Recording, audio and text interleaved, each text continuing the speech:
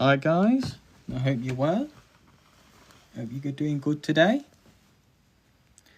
So if you've been watching my videos, you'll know over the past few days I've been reading this book. This book is called Michael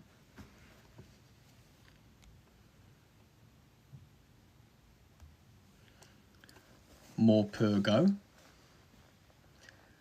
This morning I met a whale. It's a new book to me, and hopefully you've been watching the past few videos and enjoying them. So if we get any more people in the room, I will start the book. And we will take it from there.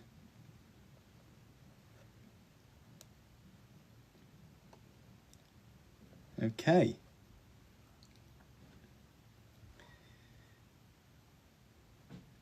So we're just waiting for a little while to see if we get anybody in the videos. And when we do, we will make a start.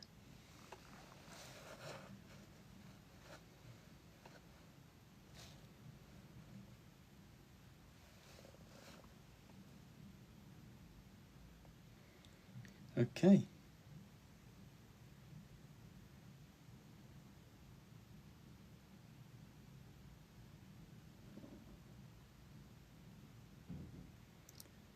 So we're still waiting just to see if any more people are popping in.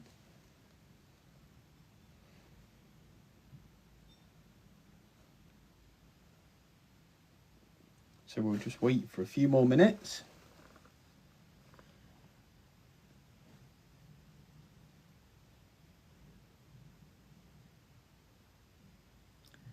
And take it from there. So you probably know that over the past few videos I've been reading this book, which is Michael Morpurgo. This morning I met a whale. So there's all different ways to learn English, and as you can see from the videos I've put, they're very varied. I mean, some are articles, scientific articles, some are books.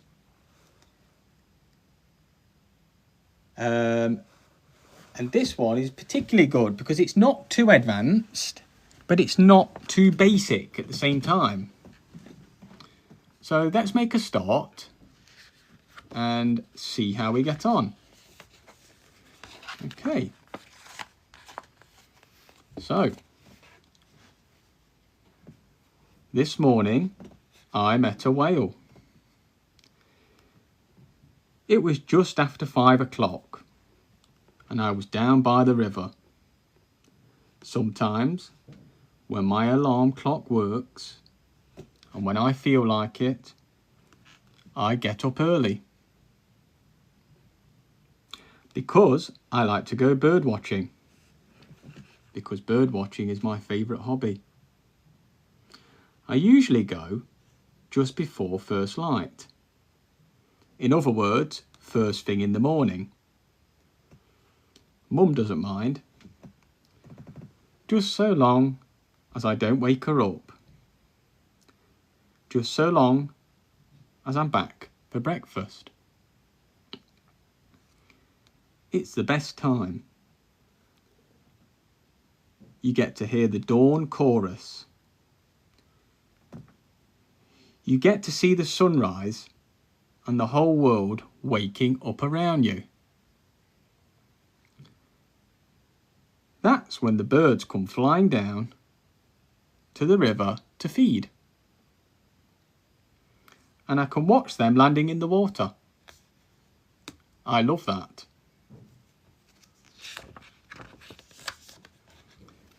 Nice picture there, I must say. Very nice.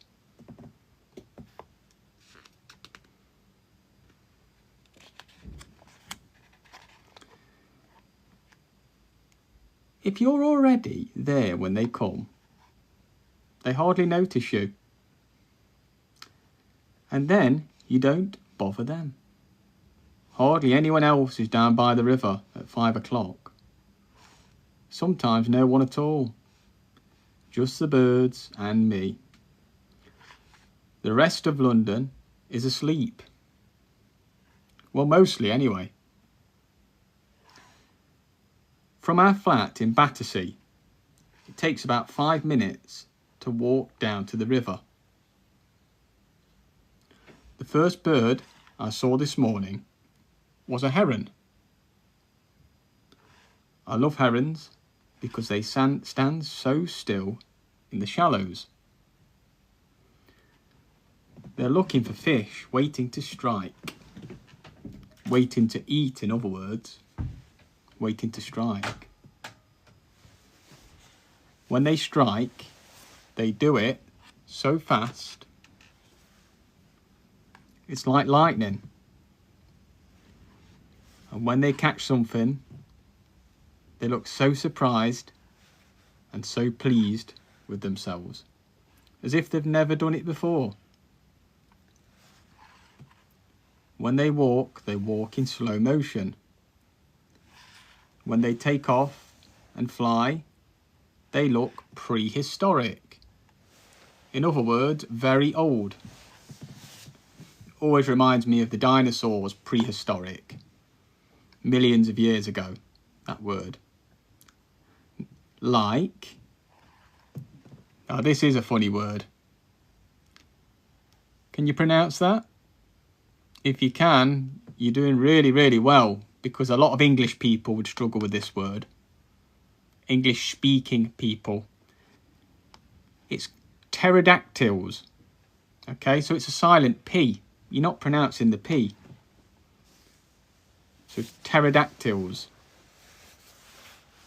Almost.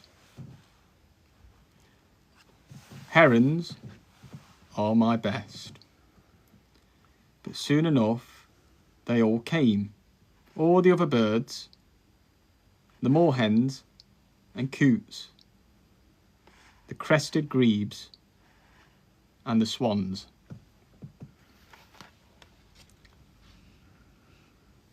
The cormorants and the ducks. This morning, I saw an egret too. Perched. If something's perched, it normally refers to birds when they're perched. It just means they're sat down. So perched. On a buoy out in the river. And you don't see many of those. They're quite like herons, only much smaller and white, snow white. He was so beautiful, I couldn't take my eyes off him. I was watching him through my binoculars, and he was looking right back at me. He was asking me, "Hey you, what are you doing here? This is my river, don't you know?" Suddenly, without any warning, he lifted off. Then they all lifted off. All the birds on the shore. All the birds in the river. It was really strange. It was just as if I'd fired a gun or something, but I hadn't. I looked around. There wasn't a single bird anywhere. They'd all disappeared. For a while, the river was completely still and empty and silent. like it was holding its breath almost, waiting for something that was about to happen. I was doing the same.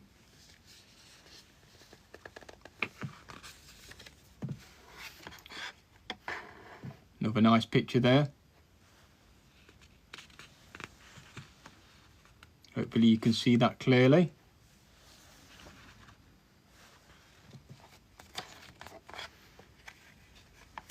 Then I spotted something slicing slowly through the water towards me. That's a nice way of saying it. Slicing. It's not often you hear that word. In other words, it was coming slowly through the water towards me. Just slicing's a nice way of saying it. It was a fin. Shark, I thought. Shark. And a warm shiver of fear crept up my back. Then I saw the head and knew at once it couldn't be a shark.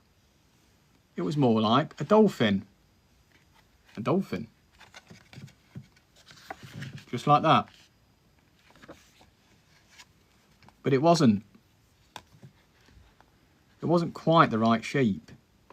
It was too big and too long to be a dolphin. It was big enough to be a whale. A real whale. Now I knew what it was. With a face like that, I knew at once it had to be a bottle-nosed whale. It's the only whale that's got a face like a dolphin. I know quite a lot about whales because my uncle sent me a whale poster he got out of a newspaper. And I've had it pinned up in my bedroom over my bed ever since. So that's why I can recognise just about all the whales in the world. Narwhals, belugas, sperm whales, pilot whales, minkies, bottlenose whales, the lot. To begin with, I just stood there and stared. I thought I was still dreaming. I couldn't take it in. I couldn't believe my eyes. I mean, a whale in the Thames, a whale in Battersea. You might have heard of the Thames, the River Thames. It runs through London. He was close to the shore now, in shallower water. Shallower, so not very deep, a bit shallow. And still coming towards me. I could see almost all of him, from his head to his tail. After a bit, I could see he wasn't really swimming anymore. He was just lying there in the shallows, puffing and blowing a bit from time to time. He must be resting, I thought. Tired out after a long journey, perhaps. And then I noticed he was watching me as hard as I was watching him. Almost like he was trying to stare me out. Except I could tell from the gentleness in his eye that he wasn't being unfriendly towards me. He was interested in me, that's all. As interested as I was in him. That's when I knew, don't ask me how, I just knew that he wanted me to come closer to him. Another nice picture there. I have to say, there are some nice pictures in this book. There we go, hopefully you can see that nicely.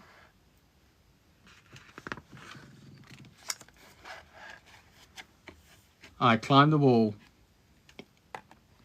and ran along the shore.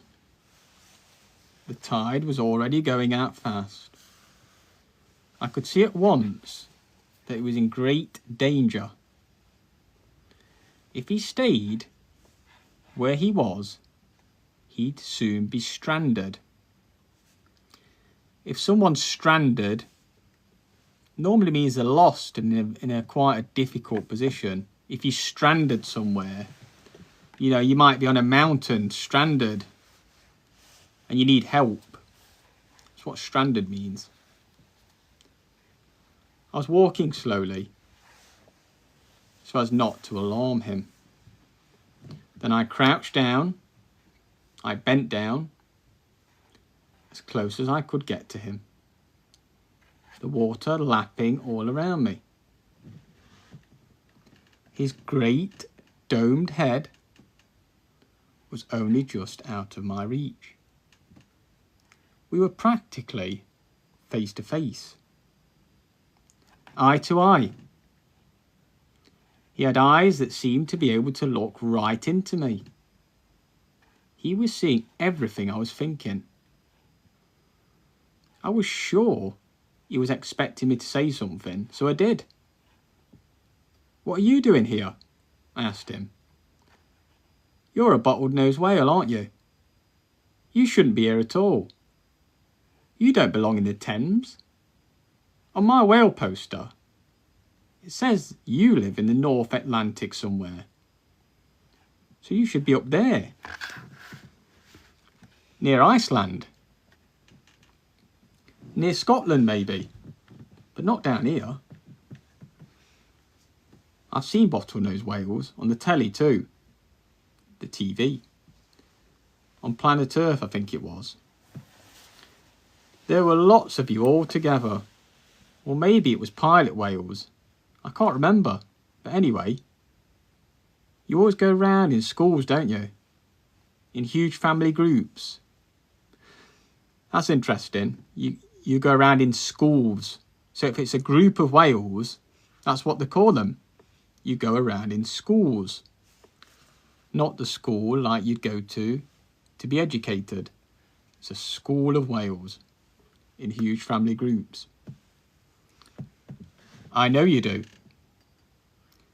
So how come you're all alone? Where's the rest of you?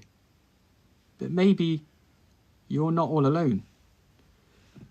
Maybe some of your family came with you. And you got yourself a bit lost. Is that it? He kept staring back at me out of his big wide eye. I thought the best thing I could do was to just keep talking. I couldn't think what else to do. For a moment or two, I didn't know what else to say. And anyway, I suddenly felt a bit stupid talking to him. I mean, what if someone was watching me? Luckily, though, there was no one about. So instead, I looked upriver, back towards Battersea Bridge, to see if any of his family might have come up with him. But everywhere the river was empty and glassy and still. There was nothing there. Nothing that broke the surface anyway. He was alone. He'd come alone. And that was when it happened. The whale spoke. I'm telling you the truth, honest. The whale spoke to me. His voice was like an echoing whisper inside my head. Like a talking thought. I like that. That's a really nice expression. A talking thought. But it was him talking. It really was. I promise you. No, he said. My family's not with me. I'm all on my own. They came some of the way with me. And they're waiting for me back out at sea. And you're right. We usually stay close to our families. It's safer that way. But I had to do this bit alone. Grandfather said it would be best. Grandfather would have come himself. But he couldn't. So I've come instead of him. Everyone said it was far too dangerous, that there was no point, and it's too late anyway, that people won't listen, that they just won't learn, no matter what. But grandfather knew differently. He always said I should go, that time was running out. But there was still hope. I was young enough and strong enough to make the journey, he said. One of us had to come and tell you. So I came. There are some things that are so important that you just have to do them, whatever anyone says. However dangerous it might be. I believe that. And besides, I promised grandfather before he died, I promised him I'd come and find you. And I always keep my promises. Do you keep your promises? I could just about manage a nod, but that was all. I tried, but I couldn't speak a word. I thought maybe I was going mad, seeing things that weren't there, hearing voices that weren't real. And suddenly, that really terrified me. That was why I backed away from him. I was just about ready to run off when he spoke again.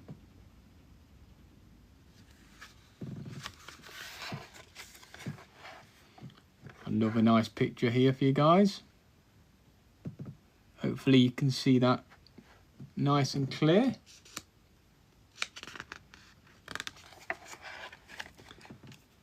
It's all right, he said. Don't be frightened.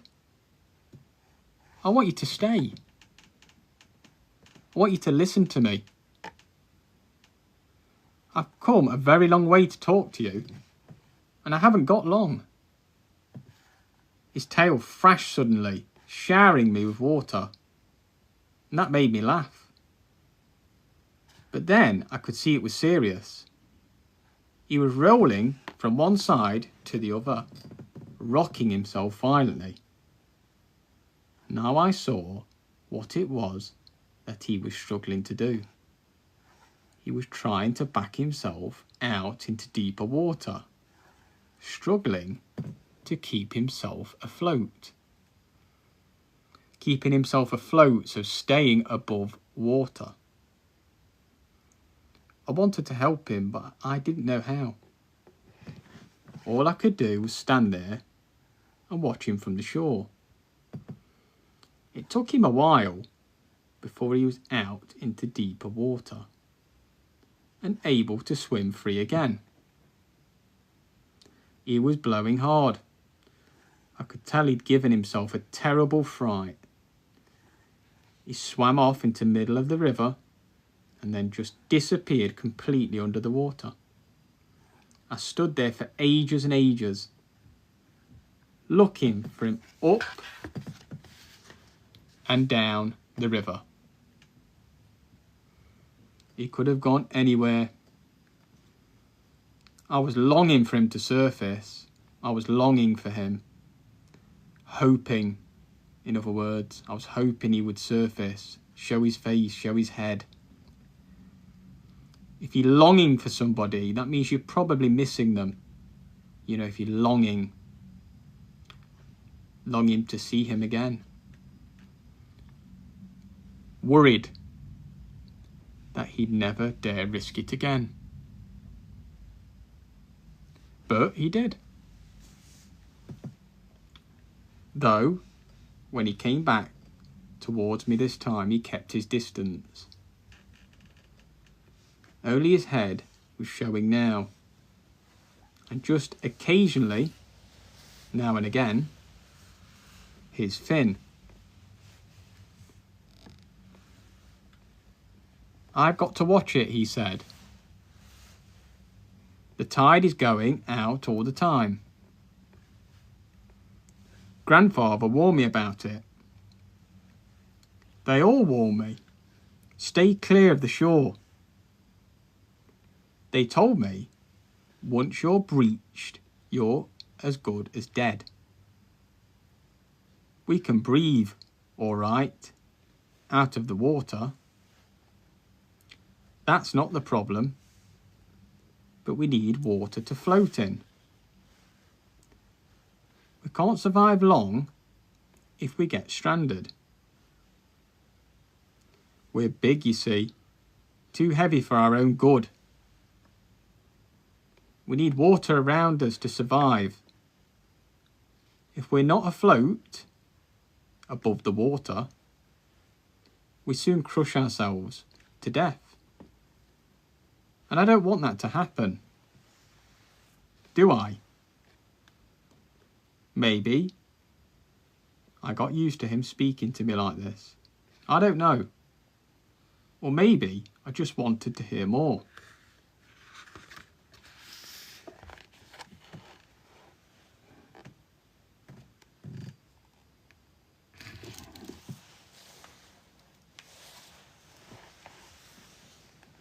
Either way, I just didn't feel at all scared anymore. I found myself walking back along the shore to be closer to him and crouching down again to talk to him.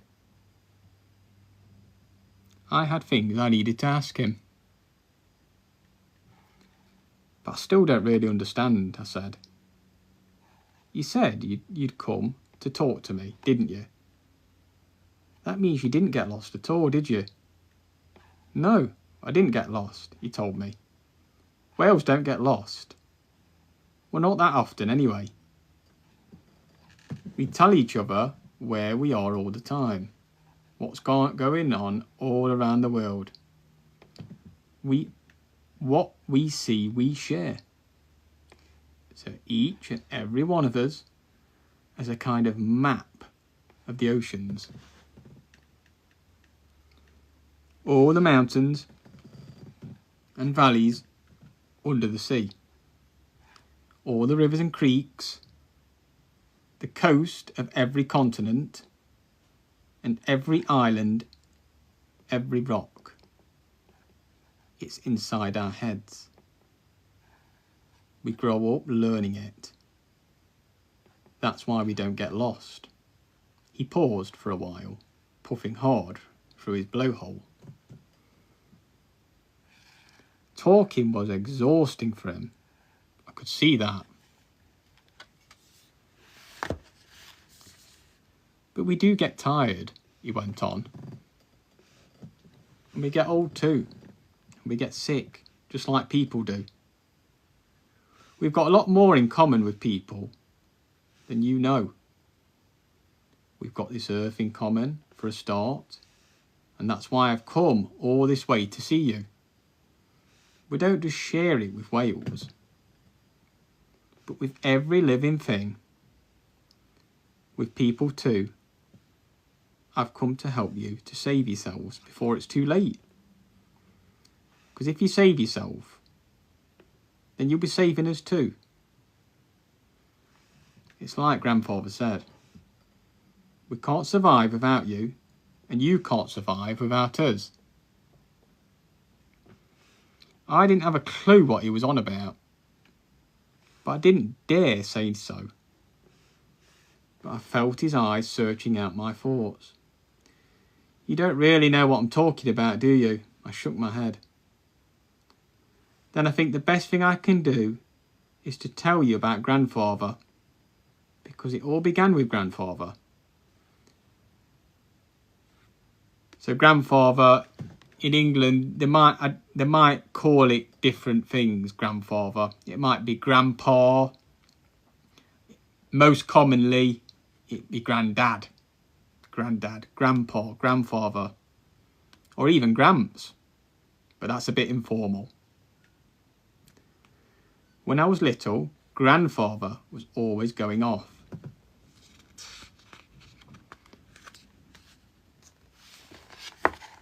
on his travels, voyages of discovery, he called them. All over the world he went. We hardly ever saw him. Sometimes he was away for so long we all thought he was never coming back. And he wasn't all that good about keeping in touch either. Sometimes you might say either. Either. Either. Depends on the sentence, to be honest. On this sentence, I think it's more appropriate to say either. But either is spelt the same way. Okay? He was sort of an adventurer, my grandfather. An explorer. He liked to go to places where no whale had been before. Then one day, it was some time ago now, when I was quite little, he came back from his travels and told us an amazing story. Okay guys, I'm going to stop there today. Just want to say thank you for joining me for this short story. And if you like this, why don't you follow me and come back for the next one? I'm going to be uploading more videos. Have a browse through my past videos. And I hope you've enjoyed this story today. But I shall be back and I hope to see every one of you for the next one. And help you learn English. Okay? Have a super Friday. And I will see you soon. Alright guys. Have a good day. Cheers. Bye.